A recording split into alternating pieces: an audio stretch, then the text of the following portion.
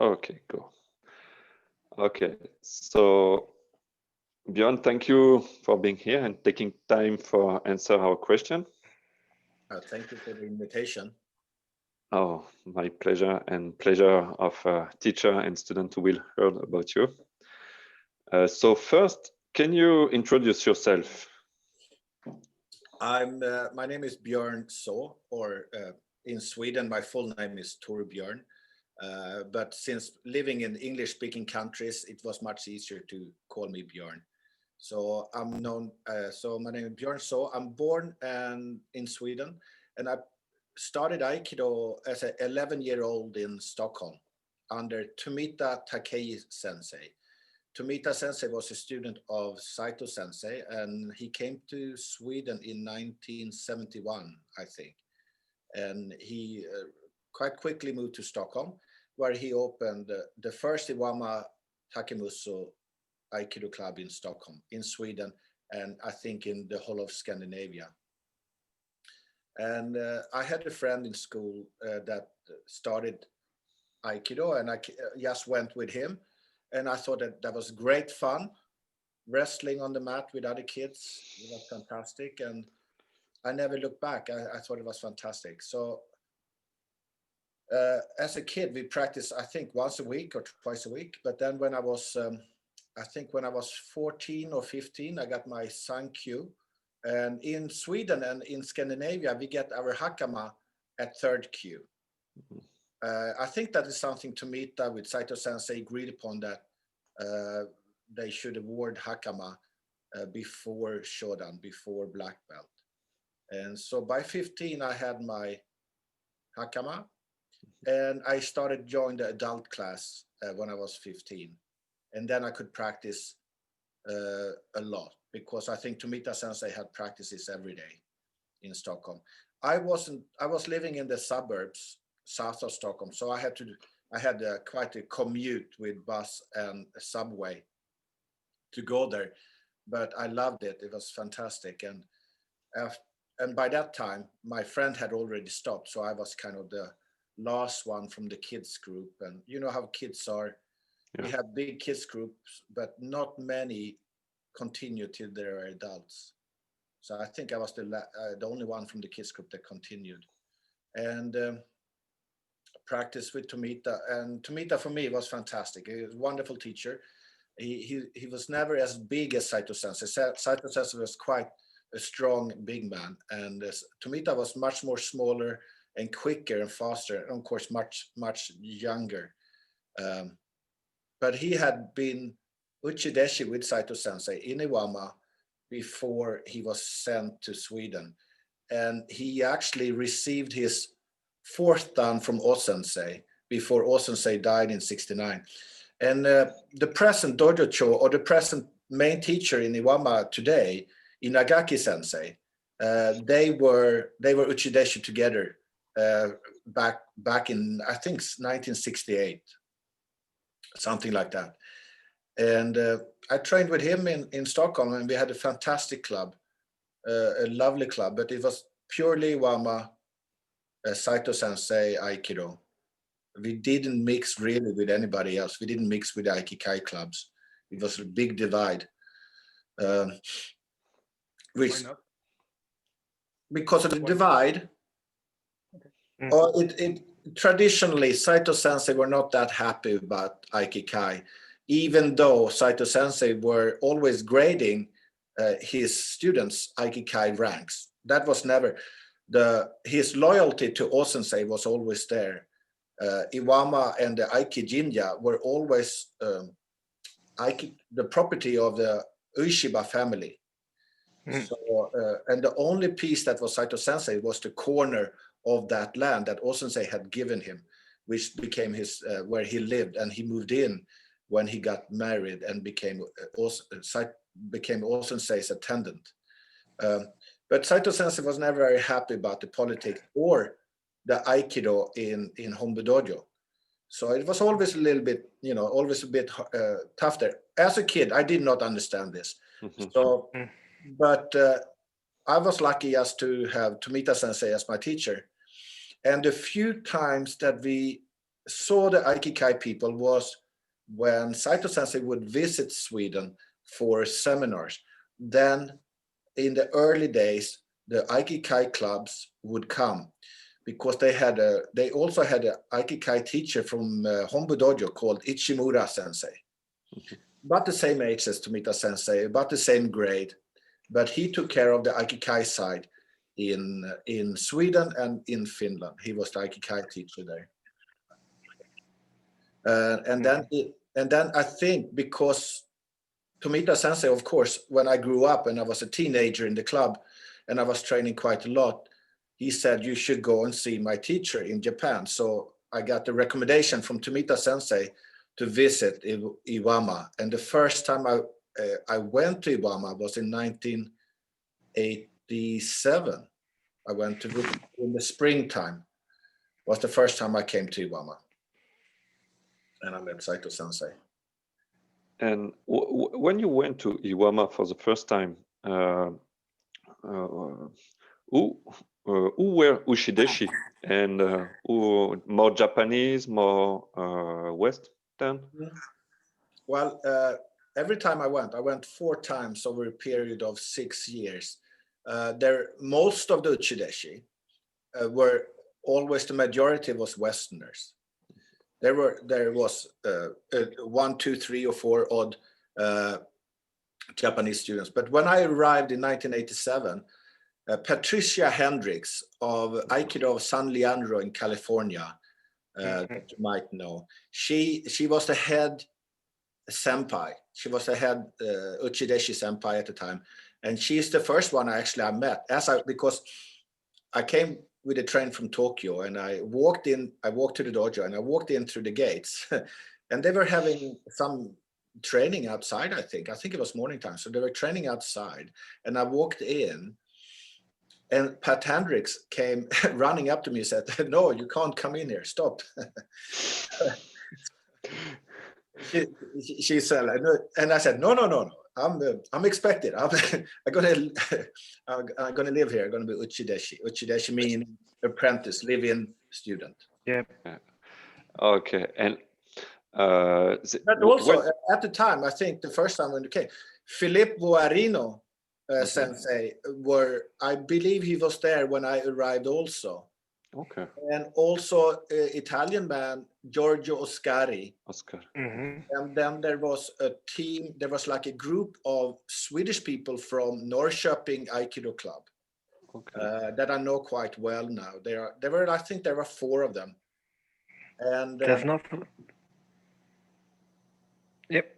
There's not a Japanese. Hello, Hello. Sorry for being late. Hello, Bjorn. I'm Antoine. I trained with Mathieu for over 20 years, and I'm based in China. So a little bit time difference here. Right. Good to see you. Okay. Nice to meet you. Nice to meet you too. Mathieu, there was, at the time when I think I came the first time, I think there maybe have been one. I don't think when the first time I came, I don't think there were any Japanese Uchi Dechi. But that was the most of the times there were mostly Western Uchi Dechi living there. There were 1 or 2 Japanese people from time to time. Okay, and I heard that Japanese was more Soto Deshi and came for the evening class, and more Western for like Uchi Deshi and morning class and evening class. Yes, because Iwama is a relatively little town, village, and of course the local people, the people from Iwama or in the nearby villages, they would come for evening practice. So, they were just like regular trainees of any dojo. They would come and go, but they were not allowed in on the morning practice that was reserved for the Uchi Dechi, the people living in the dojo. And maybe sometimes, of course, we had a few. When I arrived, I met Patrick Cassidy Sensei and Luis Bernardo Di Chiero Sensei, who were there, who came the year before me. And they, at the time, they were living outside the dojo. So they had moved out from the dojo and made their lives in Iwama town.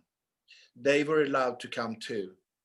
Then I think the following year, Miles Kessler Sensei also moved into Iwama, and he was able to join the classes in the morning too. So there were only like maybe 3 or 4 Western students who lived in Iwama that also could come in the morning. Sometimes Saito Sensei would kick them out because he said this is only for Uchi Dechi, when he was a bit annoyed, and then he would let them back in after a while. Okay, so this introduced my next question. So how was it to be Uchi Dechi in Iwama under Saito Sensei? Well, I think it was for us Westerners, it was, and especially for me also, it was a big adventure because it's a wonderful place in a completely, for me, you know, Japan for the first time, a completely new experience. Everything in new. Most of us were quite young, so you know, life was very fresh and new. I think the first time I went there, I was 22 years old the first time. And so, and practice was not hard. You know, officially we only had morning practice and evening practice, and then we were meant to work and live together, eat together, and we had quite a lot of free time with which we could do what we wanted to do. And to some degree, we would do personal practice. We would do solo practice and all of that. But there was a lot of time just to get to know people, see the countryside, ordinary chores, time to read, time to study, time to practice, and getting to know these other people that we were training with. So it became really most of the time it was a really beautiful group of people that we really became friends with. So it was a very pleasant experience. You know, most of the time very pleasant experience. And Saito Sensei were a wonderful host. Because he lived right in the corner, the Sensei's house, the dojo, and Saito Sensei, they were living right there. So especially during the summer months, the spring, summer, and autumn, he would on the spur of the moment, he would have a barbecue. He would set up a yakisoba barbecue, and he said, "Okay, everybody come, let's have a barbecue." And he would bring out all the noodles and fry everything up there in front of us, and everyone's helping him. And he bring out the sake and the beer and the whiskey, and so it was a good time. And also, of course, on Mondays we did not practice. So Mondays was our free day, which then people did different things. People got different things, but you had time to go to Tokyo. Tokyo was only 45 minutes by train away, 1 hour away by train. So I had been in Tokyo before arriving in Iwama, and I had started to train in another dojo in Tokyo called the Shiseikan Dojo within the Meiji Jingu Park. And that's where a famous teacher called Inaba Sensei was teaching Kashima sword practice. And I had practiced with him for 3 months in Tokyo. And when I lived in Iwama, I asked Saito Sensei if he would give me the permission to go to Tokyo on Mondays, on our day off, to practice in the Shiseikan Dojo, which he actually allowed. I was very nervous to ask him, but I dared to ask him because I wasn't going to Hombu Dojo. I knew I stay away from Hombu Dojo. So I said I go to Shiseikan and Meiji Jingo. If you don't know Meiji Jingo, it's the Emperor's Park in Tokyo. It's a beautiful park. Imperial Park. And in the back of that park, there's a beautiful dojo called the Shiseikan. They have Kyodo, I think they have Judo, Aikido, and Kendo. Okay. But that's beautiful. So I was able to go there on my off day because I wanted to train. So that was cool. Okay. And you in your explication, we can say that Saito Sensei was a little bit, it was like Uchi Dechi was like family, but Saito Sensei could be rough too. So how was the training and teaching of Saito Sensei? Rough in practice, in the dojo, in the practice, he was never rough. His teaching was very straightforward. He told us what to do, and we did what he said. and he would correct minimally. So he wouldn't stop the class and correct. He would let it go on. And if he sees something that was really like way off, he would stop the class and he would teach it again. But very much, most often from the basic form, to show the basic correct form. And but it was very much letting us practice. And most of the people there already had some Aikido experience background coming there.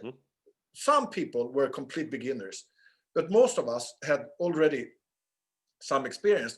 And of course, a lot of the Westerners that came, they were already Shodan, they were already Yudansha black belts. So more or less, he let us train hard, and it was never we never saw him as a hard teacher. He was firm, but he was a lovely man when he's in good mood.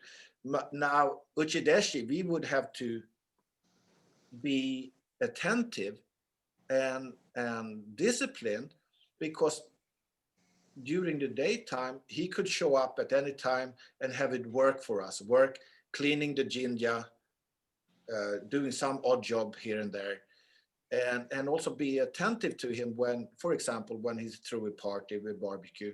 So he needed us to be there for him. Now, of course, he could have bad days and good days. He could be angry or something like that, but that was never sort of like, that was just fine. You know, he had a temper, but you know, most of us had a temper from time to time, and he was protective of us, of the Uchi Dechi, because he cared for us. And I remember that I remember an incident where an American man with a Japanese wife, who I think they were living in Japan, and they came to visit. So they were only there for the day, for the day to visit. And we were a young bunch of Uchi Dechi, a bit, you know, blah blah blah, rowdy and young, just young. So this American man, he didn't like he thought we were very not respectful, or not something like that. So he kind of told Saito Sensei. Saito Sensei got so mad with him, And afterwards they had left. He said, "Who is this guy? He comes here one day and he criticizes all of you guys. What's that about?" Like that's so we felt that he had our back. So we could be kids, we could have fun, we were respectful. And of course, some senior students like Patricia Hendricks, like Philip Guarino Sensei, of course, they're much more, you know, they were a bit older than us, and they were the senpai, they were the one who had the close relationship with Saito Sensei. I was like, you know, I never really had a personal close relationship with him. I was kind of the, you know, the young kid on the block, you know, just enjoying my time in Japan. Okay. And you went in Iwama during 90s, and in my opinion, it's a time when Saito Sensei made some modification in the syllabus he taught. By example, Kentaijo are different before 1990 and after. Kumijo changed a little bit from this traditional Aikido book and from the form he taught in late 90s. So did you see this modification? Did you live? I was there 87, 89, 91, and 93, a different time period. Yeah. But when I first came in 87, I think all those additions, if we would say the additions to what is in the book, for example, I think they were already in place when I came. Okay. More or less. I can't remember doing anything much different. More or less during my time period from 87 to 93, I think more or less we did the same thing. He might have changed one or two things, but it wasn't sort of like something that we were there was nothing that changed in our practice, really. Yeah. I think someone like, for example, Ulf Evenås Sensei, Patricia Hendricks, Philip Guarino, I think because they are much more knowledgeable about the different periods and the different changes, and because they had involved a lot more time of studying and understanding that, being much closer to Saito Sensei as big teachers in their own respect. I think personally, I didn't pay so much attention to minor changes. I was just practicing. So whether we did it this way or that way, it didn't really didn't change so much. So last question about Saito Sensei teaching is in Iwama, we can hear a lot. It's more kotai practice and basic and basic and basic. Did Saito Sensei teach more flowing or advanced level of practice, and how? Yes, of course he focused on the basic, because that's how he said that, how Osensei taught him, got to teach him the basics. But it was also partly is that he would teach us, he would follow his teaching would always evolve.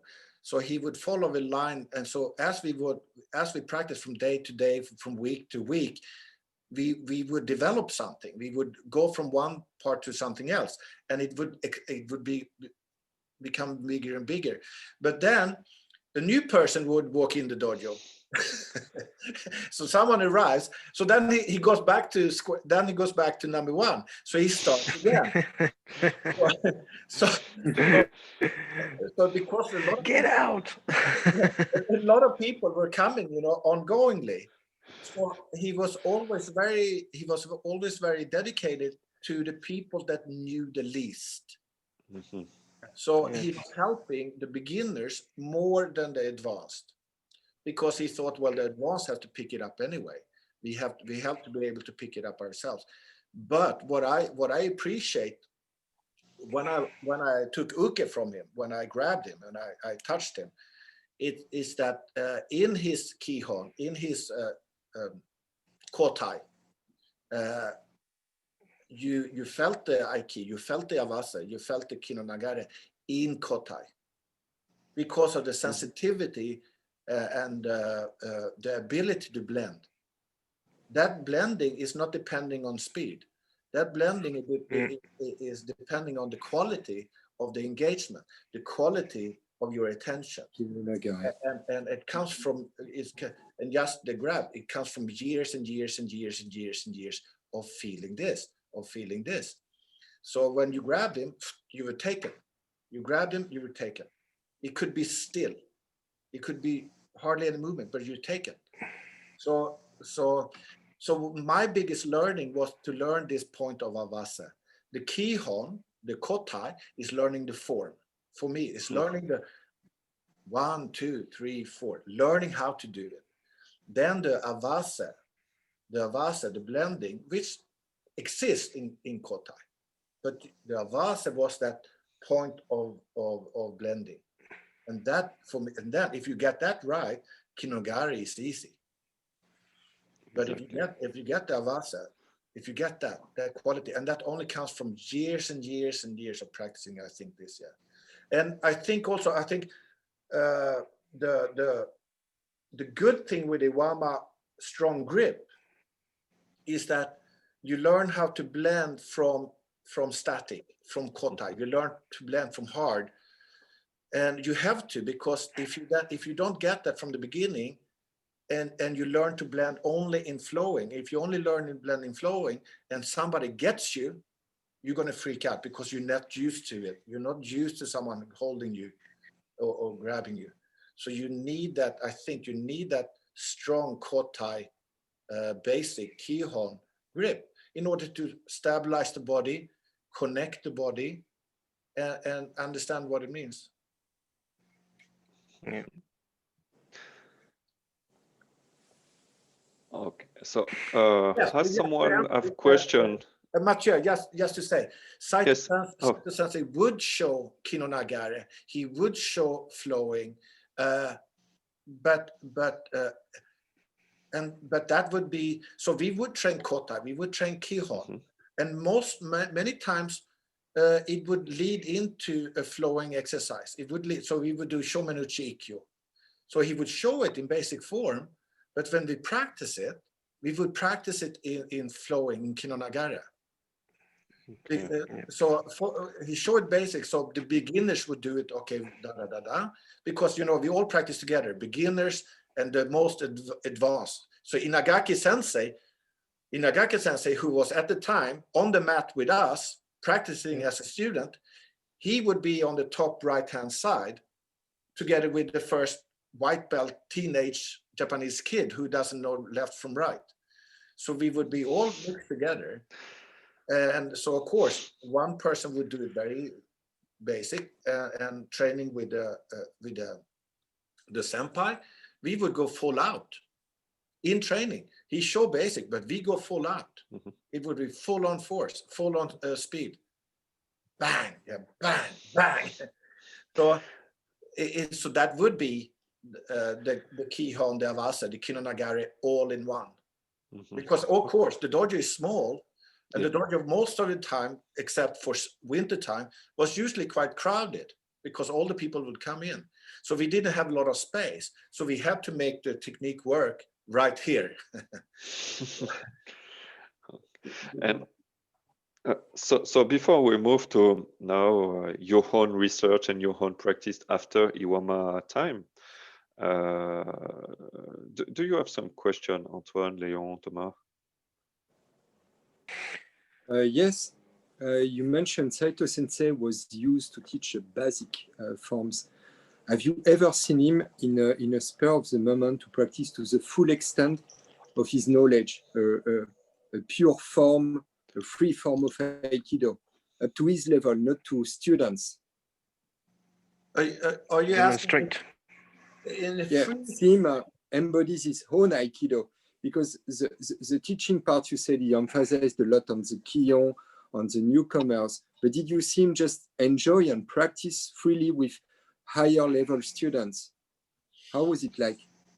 Well, he was always the teacher. So I never saw him practicing as together with another person, just, you know, like we would practice together. He would always be the teacher. He would always demonstrate. He might take ukemi in probably when I first came, because when he got older, his knees were poor. But what I would say that sometimes when he would demonstrate, and sometimes when I would take ukemi in the class, in the dojo during teaching, because he was always teaching. So, but for him to teach, so when I go up and attack him, and sometimes I can attack him quite firmly, quite strong, and quite fast, but you could never catch him unbalanced, because he was always with you. He was always there. So, according to me, I got to feel his best Aikido, because it was just beautiful. Because when you committed, you attack, his Aikido was there. It didn't have to be as flashy as, for example, beautiful Christian Tisia Sensei. It wasn't that Aikido. It's a different Aikido, but it was like boom. It was a boom. You got you, and then he throws you, and then you come up and said, "Oh, please do that again." That sounds so good. Okay. Please do that again. Let me attack you again. This, for me, is the mastery. He doesn't crush you. He takes you, and he handles you beautifully, and you feel like, my God, what happened? Do it again. So I feel, the way I say it is that he was not holding back his Aikido. Okay. But it was also not sort of like a free-flowing Aikikai demonstration, which you can see there are a lot of great teachers out there that has beautiful movement, and very dynamic, large, fast thing. You know, he wasn't like that. Different body style and different emphasis. And I think So, I think the Aikido suits different bodies differently. so you mean he was more like in practice, more often in practice of kotai, waiting for the grab, rather than initiating the grab, or Even in kotai, you initiate. You're always initiating. You're never on the back foot. He never. Okay. Yeah. In kota, you're never passive. Yeah. Okay. You're always in kotai also. This In is the kotai first thing also. you have to learn. That's the first quality of when you learn. When you grab Tai no Henko, it's not you're not passive. You offer. Yes, your body is engaged, but yeah, okay. and by that time, when you do that, he has you. Boom. Yes, It's like, and then Aiki begins. it's extended already. Yeah, it started. Yeah, it started when you step up. You know, when Okay. Osensei, you've seen the old movies with Osensei, Mhm. they sit down, he walks up to them, he said, come up, boom. So Osensei have them before they even step off the mat, yeah. So same with Saito Sensei. He says, come, and then he leads you in and he takes you. So Okay. yeah. Yes, Interesting. as Uke, you grab him where and when he wants you grab him. But the beautiful thing is that I think I'm learning more of this now, actually, is that depending on how I place myself, depending on what I give Uke, I'm limiting his options of attack. So I can, in one way, also I can actually guide him into the attack I want him to make on me. I mean, it's always no guarantees, of course. There's no guarantees. But to the best of my ability, I can guide in exactly what I want. That's why we shouldn't go, oh, grab my shoulder, but or grab my hand. But if I have a hand towards you, you're more likely to go for the hand. So you have a bait. You bait them. You bait them mentally. You bait them physically.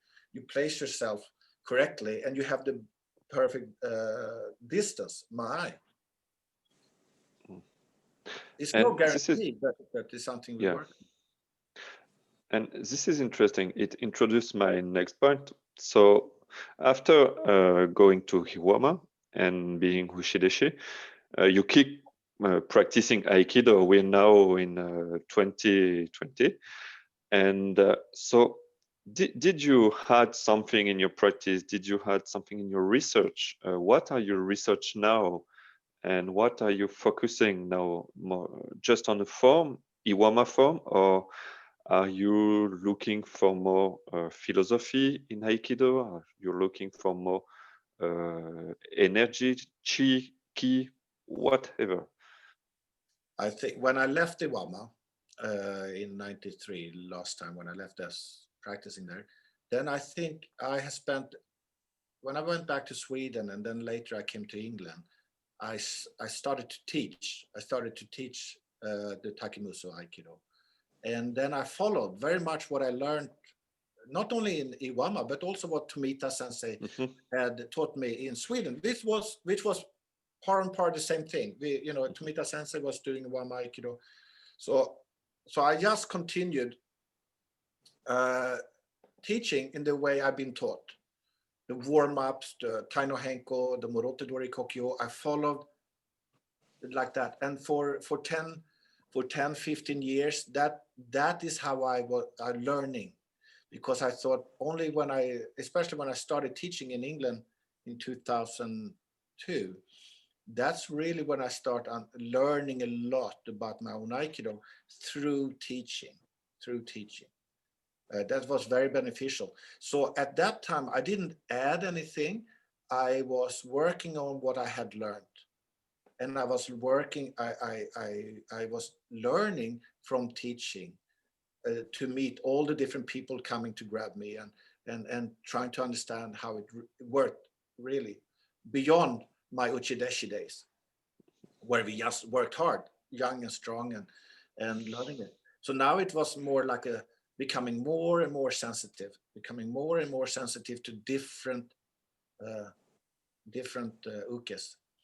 And then only recently, maybe 5 years ago, did I come across Dan Harden, who's an American teacher who teaches in the internal connective body, which he has received from Daito Ryu Aikijutsu. He also have in his background, he's a sword person, he's a weapons person, and he himself has trained in Katori Shintori. And so he has opened my eyes to the internal relationship that a lot of the Chinese martial arts speaks about, like in Tai Chi, Bakwa, Chingi, they speak about the internals. And also you find that in Qigong. I never knew, I maybe heard about it. I done some Tai Chi, I done some yoga, I done some of this stuff, but I never had any teacher that could really show me the power and what Osensei speaks about. That is it is an internal experience that you can develop and you can learn, but you need a teacher. And so I'm starting something completely new to me that completely enhances my Aikido, I hope, because since last year we haven't been training together. So I've been doing it here in this room. But the internal aspects is for me now absolutely essential. And what I thought about it in regards to Iwama was that in Iwama we said, we are very proud to be Iwama because they teach us the basics of Aikido. Mm-hmm. But now I'm learning something that I think is the basics of basics. It comes even before we go into the basic Taijutsu or the basic Bukiwasa. And I'm starting to understand my Bukiwasa. I'm starting to understand my Iwama Bukiwasa much deeper than I ever done. Because also Dan Harden is an American, so he will teach, he will tell you what is correct and what is not correct. Saito Sensei would never tell you. He would just show. And maybe he would say you're rubbish. That's as much as he would tell you. Okay. And do you had some kind of exercise to find this internal part of practice? Yes. Do you make some maybe tai chi move or things like this in your practice now? Yes, definitely. There are very clear exercises that you can practice that relate to this internal dual relationship. It's actually stretching the body from within in opposite directions. So it's almost like it's like what Osensei say, fill yourself with ki. Mm-hmm. Fill yourself with ki. So you turn on.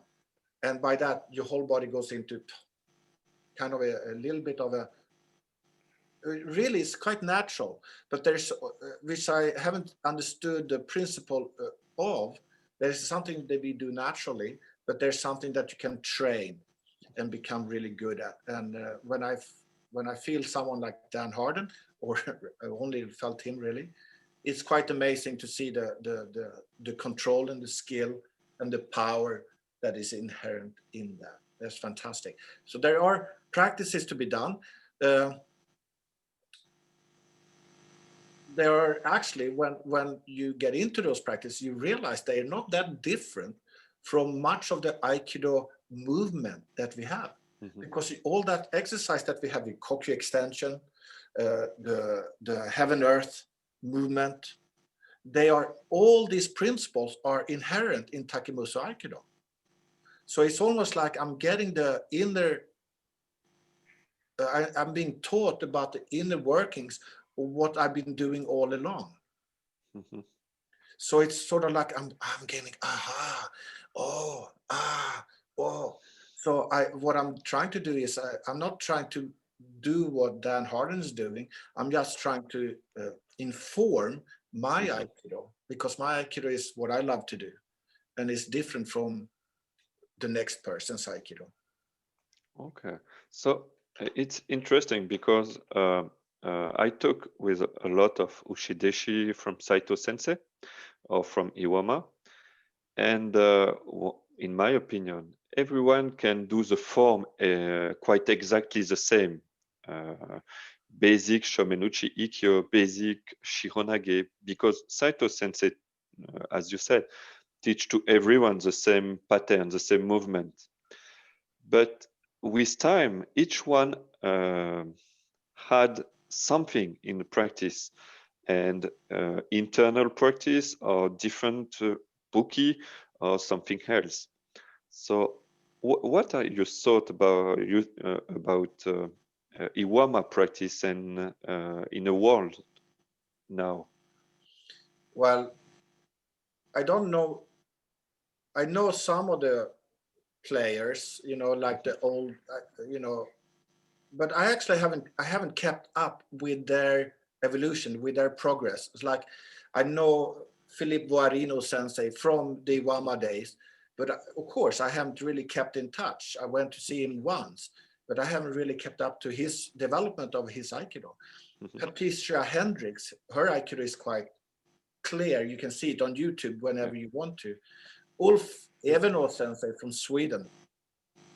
Of course, I've been in contact with him quite a lot through my association with him. My friends, Patrick Cassidy, Luis Bernaldo de Quiros, and Miles Kessler, I kind of know of their Aikido quite a lot, especially Patrick and Miles.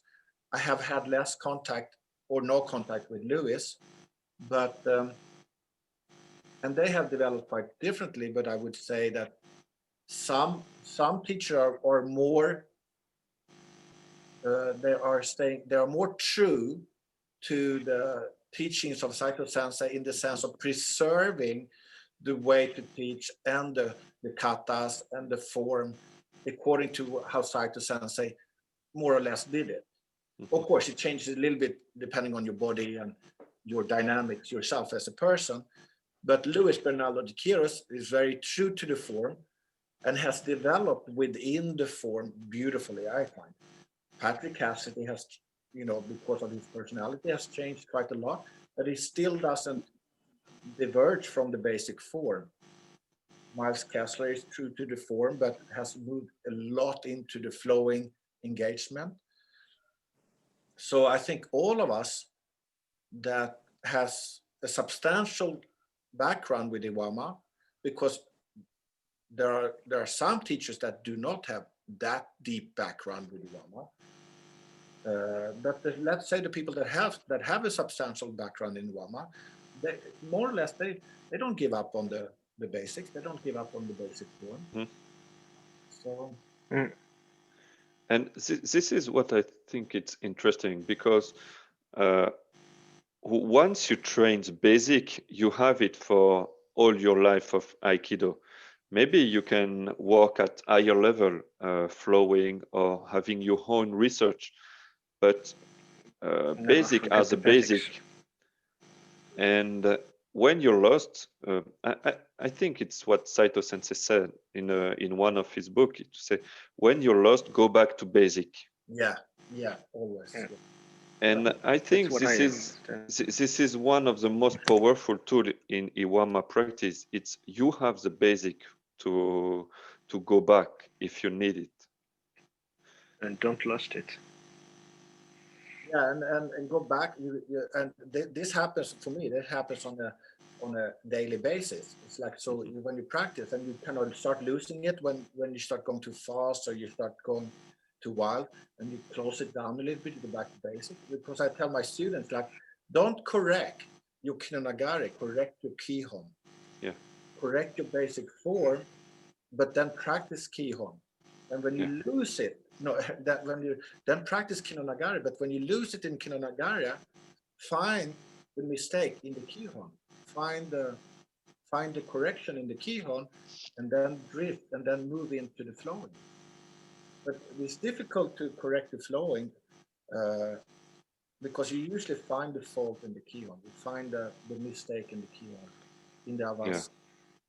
This is one of the thing I thought. It's first you have to learn the form precisely, each detail.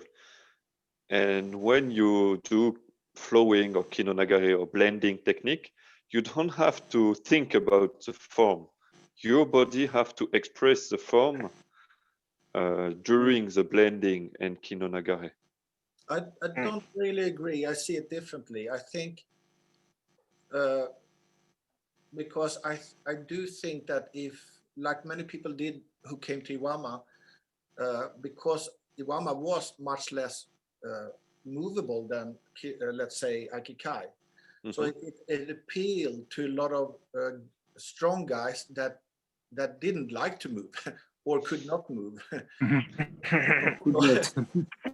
So it suited their temperament. So it's very difficult to get them moving. But I started as a kid, so I was always very movable. I was just thrown around, so I have to be movable. So I was always missing the flexibility, the softness, and the movement in the rigidity of some Iwama practitioners, not all.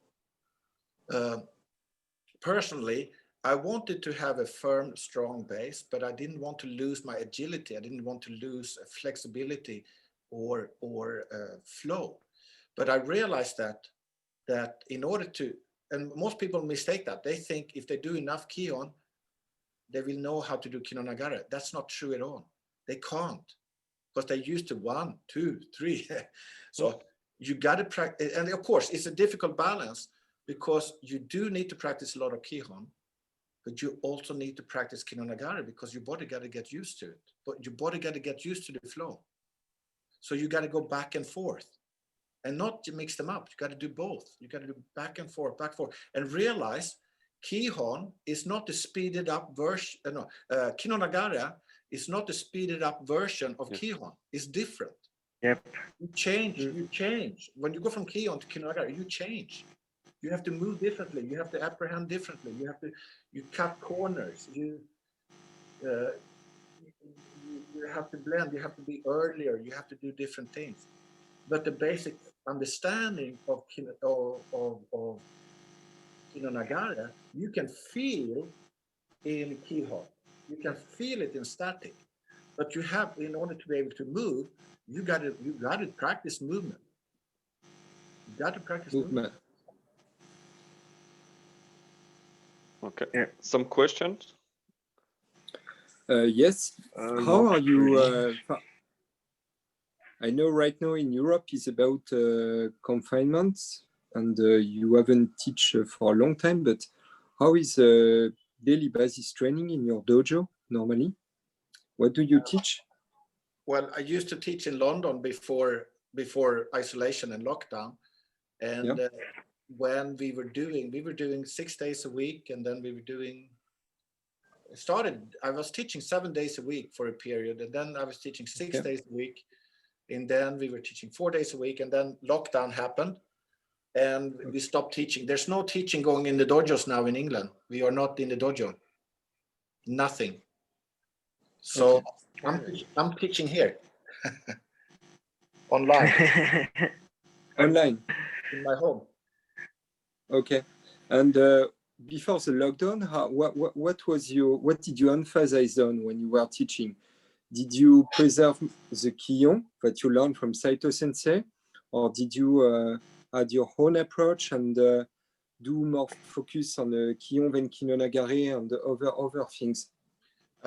My general class with me would always start with a warm up, and so a warm up, general stretch, like the traditional Aikido stretch that we always do for all the limbs like that.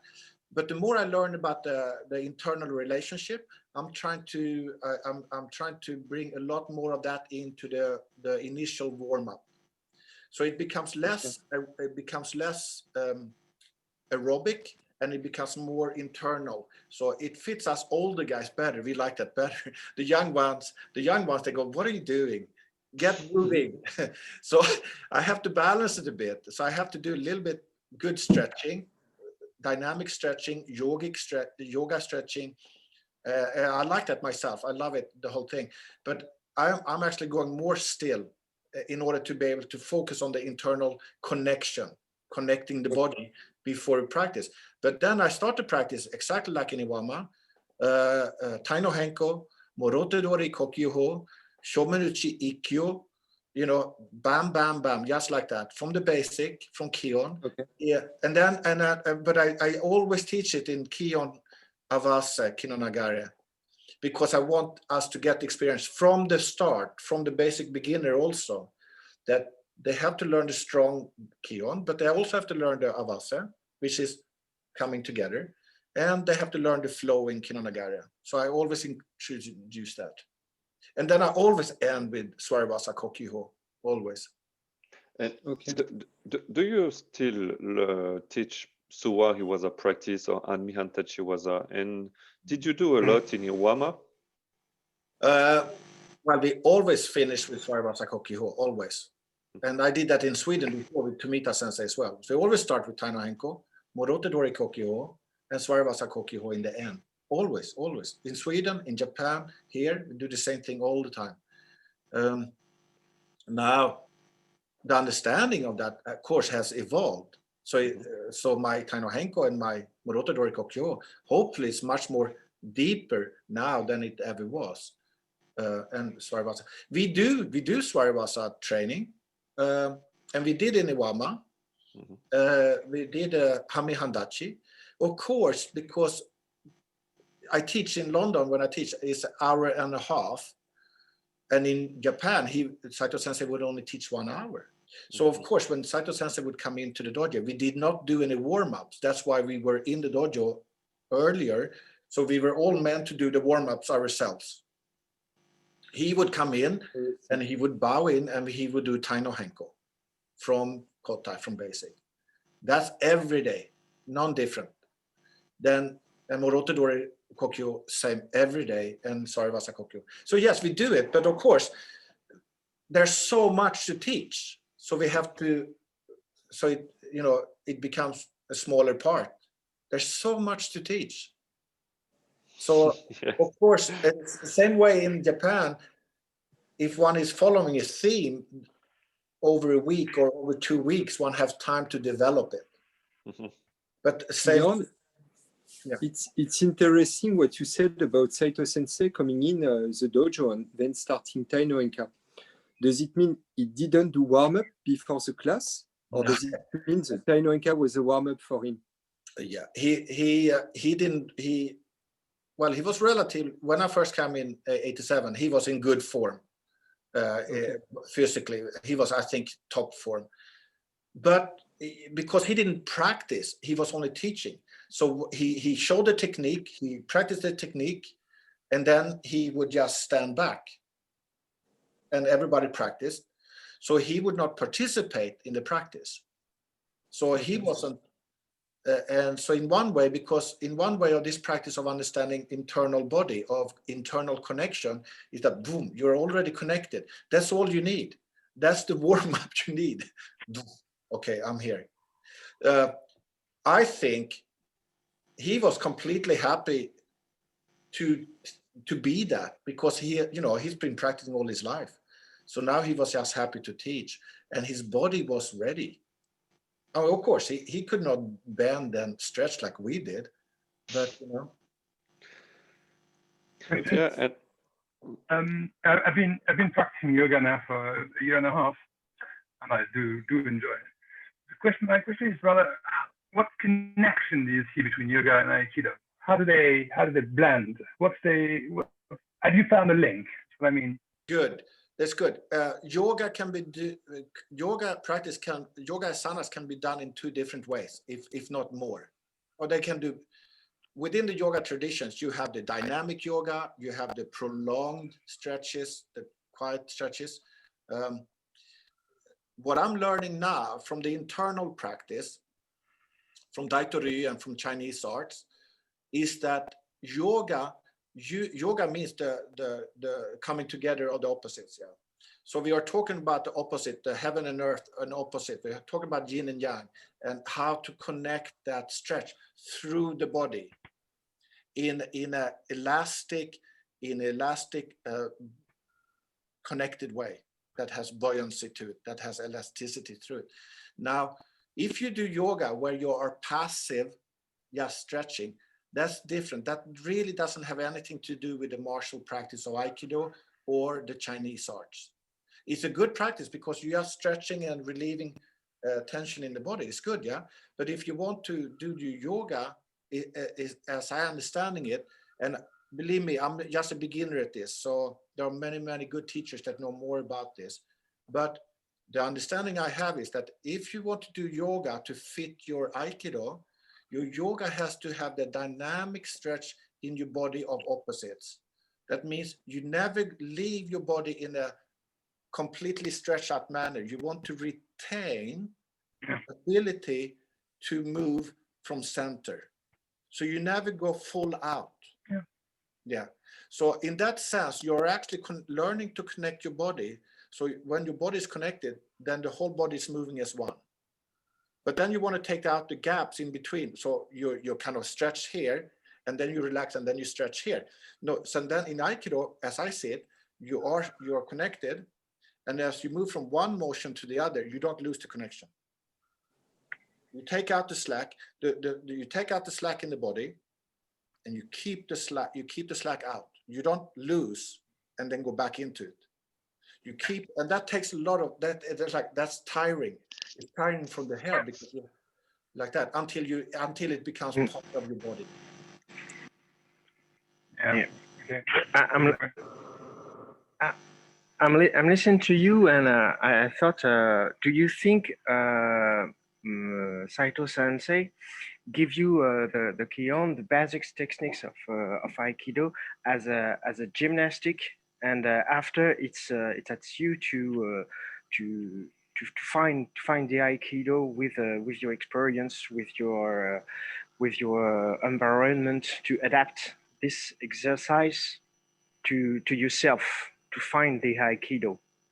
I don't know if I very clear. You mean he's teaching all the techniques, Ikkyo, Nikkyo, Sankyo, Irminage? Yeah, as exercises to forge you, to bring you the body, and with your mind and with your experience, with your experience of your environments, what you can learn everywhere, you can bring it to the Aikido to create your practice, not to practice, but your manner to do. What I find is that the Aikido techniques, all the techniques that we have, because we understand that Sensei came from Daitori, and Daitori has thousands, many techniques, and Sensei took a few. Yeah. He took a limited number and made Aikido, but the techniques that he chose, they all emphasize different dynamics of this internal connected body. So the techniques themselves will guide you into an understanding of your body and the relationship to the other body in this dynamic Aiki manner. So it will teach you, even though you don't really understand why, the techniques will help the body to develop this internal system. But you need someone to be able to inform, to tell you this, because it's difficult to find out by yourself. It's difficult to find out by yourself. Of course. Okay. But you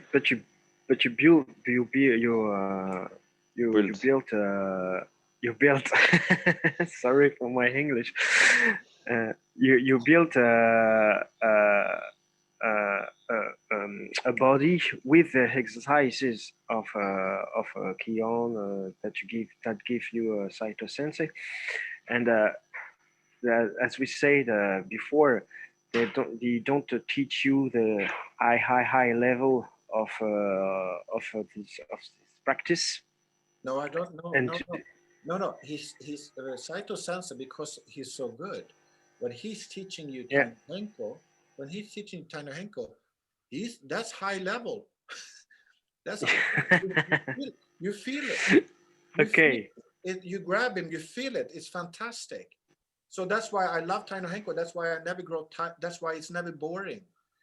Ikkyo is never boring because within the technique, within the form, you can go so deep with this, with the avasa, with the aiki, and to understand what aiki is, the motion, the kaiten, the turning. It's all there. In all the techniques, you find it. You go, oh my God, it's here. But you might train for 20 years without some teacher telling you that you might not discover it, even though you train the techniques for 100 years. I think you have to look, but you also have to find some teachers that can say, this is that. You read all the books, you're like thinking, you're feeling, you're training. So yeah, training. But also I think it's important to understand different people finds different things depending on what they are looking for. Yeah. Exactly. So one more question. Not at all. Okay. Have you read Philippe Varino's website? Maybe it's in French. It's a bit difficult, maybe. But have you heard about his research about the? No. About what? Philippe Varino research at the moment. Have you read anything? The Kajo, it's translated in English. Have you heard about that? No? No, okay, forget it. Maybe I'm not clear. Is the sound good?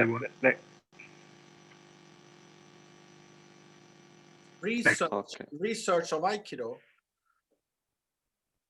Leon's meaning is Philippe Varino has published some research online, and there is some part translated in English. Have you read some, or do you know there is this research online? By Mathieu? Philippe Varino. No, I haven't. I've seen a little bit, but I haven't really followed what Philippe Varino Sensei is doing.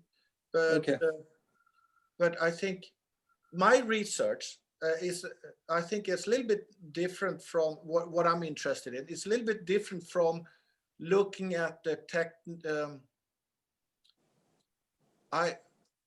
Because my side interest, or my interest parallel with Aikido, was always, because I traveled in Asia for many years, was my whole spiritual interest. So that was parallel with Aikido, and so of course my interest in Sensei's spiritual and religious thought was very much what I was interested in, and I pursued it for myself, separate from Aikido, for many years. And that is still my most important, for me. That's where my heart is, and that's what I try to put into my Aikido. That's what I want to say before. Okay, so no more. Bjorn, do you want to add something or to talk about a last thing? Well, what I like to say is that I mean, there's so much beautiful Aikido out there, and the different attitudes towards Aikido, and you can't really say one is right and one is wrong, because people are so different and people do want different things. But my first teacher, Tomita Sensei in Sweden, he always said, when we trained, he said, Aikido has to be beautiful. If it's not beautiful, it's not Aikido. And that's I love that, because if you're mishandling uke, if you're aggressively doing Aikido, if you are executing your uke, it's not beautiful. You feel it. It feels ugly. So whatever Aikido you choose to do, it has to be beautiful.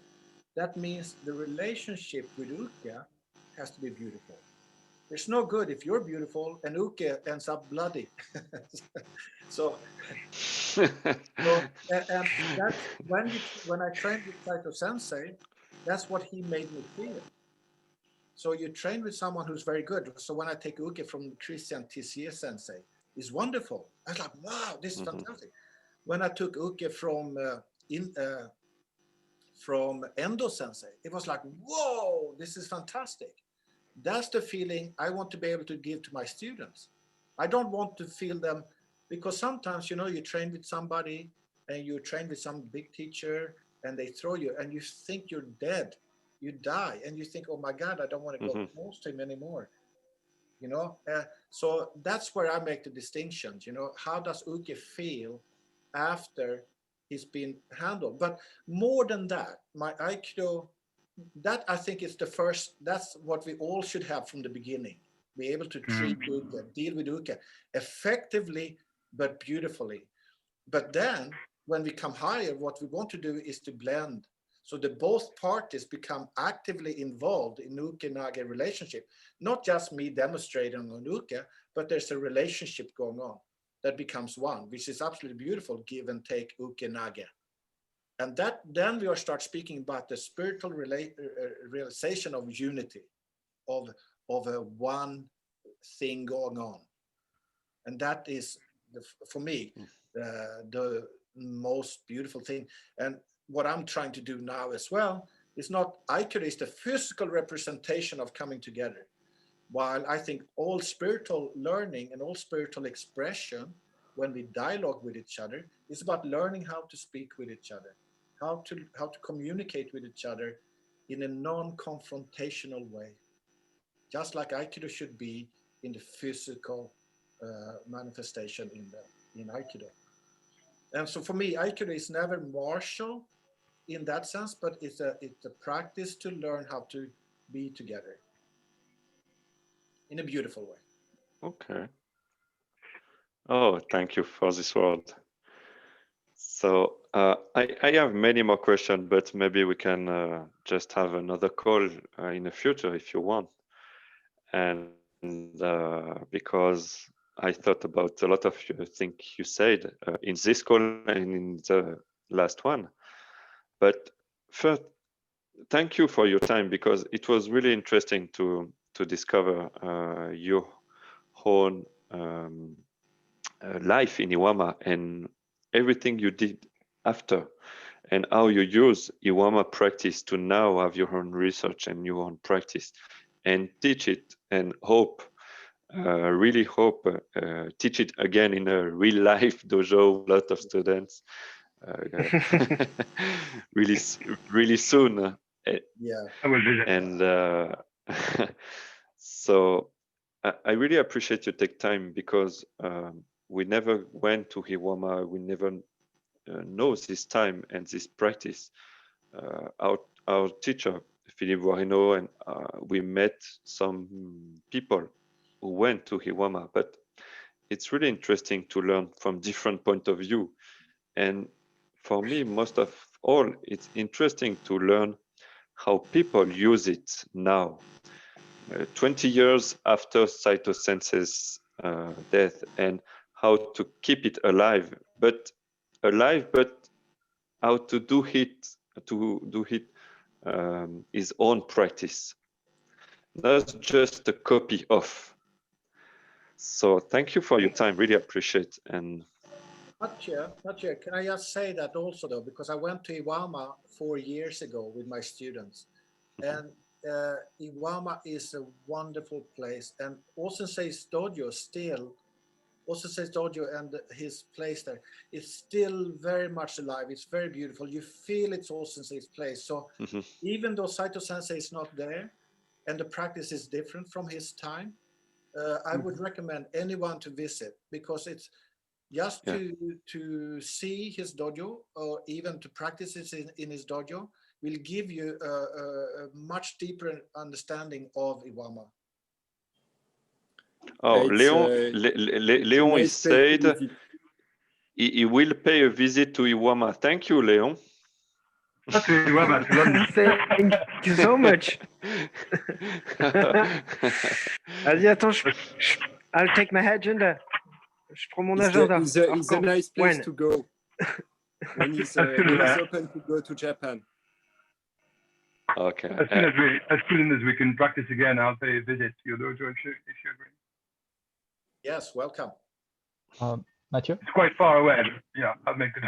I'll commute. Yes. Mathieu, do we have time just for the last one question? Okay. Okay.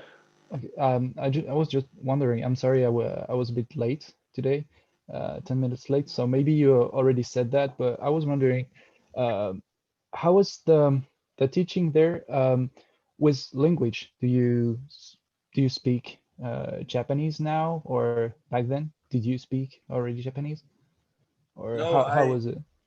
I actually started taking Japanese classes in university in Stockholm, but I stopped them after one semester because I wanted to go to Japan. But so I came to Iwama with my books. I had my books with me. So I was a beginner Japanese student, but as it always were more foreigners, Westerners in the dojo than Japanese, we ended up speaking English with each other all the time. And when we were living there for a prolonged period, when we stayed longer, some of us needed to get some work to finance our stay. And the only work we could get was to teach English. So we spoke English in the dojo, and we spoke English in the daytime whenever we had a chance to find some work. Saito Sensei did not speak English, to my knowledge, and he instructed in Japanese, but his instructions were very short and clear. Dame and baka. So you learn those words very quickly. And so with that kind of the basic fundamental Aikido with the Japanese, you could understand a little bit, but I could never have a conversation with anyone in Japan in that manner. So yes, so and this is different from example for Patrick, Lewis, Miles, the people that stay there continuously for plus 7-8 years. They learned the Japanese and they could communicate in the Japanese. So I think they gained a much deeper insight into all parts of not only the practice, but Japanese culture and everything. Okay. So yes, I only managed on my English. All right. Thank you. Okay. Up. Bjorn, are you okay? Okay, so maybe it's now time to leave, and I will send to everyone the replay and let everyone thought about if they have some question or thing to say. By example, in the future, Bjorn, I'm interested to talk with you about Aikido and kids, because you start Aikido really early and you practice as a kid, and maybe now you teach to Aikido class to kids, and this is kind of subject I'm interested to talk about, because it's not something current in France, or it's more like under 20 or under 60 you don't do Aikido. So maybe in the future, if you agree to talk about this kind of specific topic, and we can let everyone think about what you said, and maybe coming back with some question. And during the lockdown, during everyone has maybe more free time, we can talk another call. So thank you everyone, and wish you Thank you very much. a good a good day, and really enjoy your last day of the year, and hope next year will be a lot of math practice with real life practice. So hope January It's is a bit better. and, Right. Thank you. Thank you. Further practice with kids. and just to say to everyone, you can follow Bjorn on Facebook, and he made some live event of practice of Aikido, on meditation of and you can find some older video of what you did during the lockdown in YouTube. I think you put it. Yeah. So like Suburi practice or other things. So if you're interested to go more on this part or meditation or thing, just join the Facebook group or contact Bjorn. It's interesting to discover. Yeah, you can just befriend me on Bjorn Saw Facebook. That's fine. Okay. Great. Okay. Thank you, everyone. Thank you very much. Thank Thank you. you. Thank you very much to you. Enjoy your time, your last day of the year, and see you soon. Wish you all situation in Europe is as free as in China now, because we can go on the mats. So, Shut up. Okay, so See next you, emission everybody. in China. thank you. Thank Bye. you, everyone. China, Iwama. Au revoir. There's a lot of possibilities. Bye. Ciao. Bye. Have a good day, guys.